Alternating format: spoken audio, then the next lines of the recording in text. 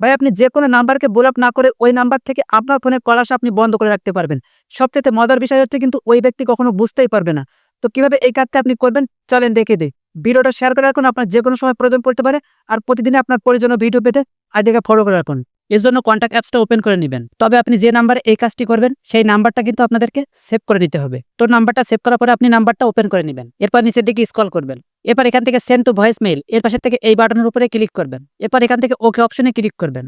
আপনি এই কাজটা যে নাম্বারে করবেন সেই নাম্বার থেকে আপনার সিমে কল করতে পারবে না। যদি কল করে তাহলে বলবে নাম্বারটা ব্যস্ত আছে। আপনি এই কাজটা যে নাম্বারে করবেন সেই নাম্বার থেকে যদি আপনার সিমে কল করে তাহলে কেমন শো হবে সেটাও আপনাদেরকে দেখায়। তো এর জন্য আপনার ফোনে ফোন অপশনটা ওপেন করে নেবেন। আপনি যে নাম্বারে ওই সেটিংসটা করবেন সেই নাম্বার থেকে কল আসলেই দেখবেন যে এমন একটা অপশন শো হবে। আর এই চিহ্নটা ওটা মানে এটা কিন্তু ব্লক সিস্টেমের মতন। তো ওই ব্যক্তি যতবার কল করবে শুধুমাত্র এখানে 1 2 3 এভাবে নাম্বার উঠবে।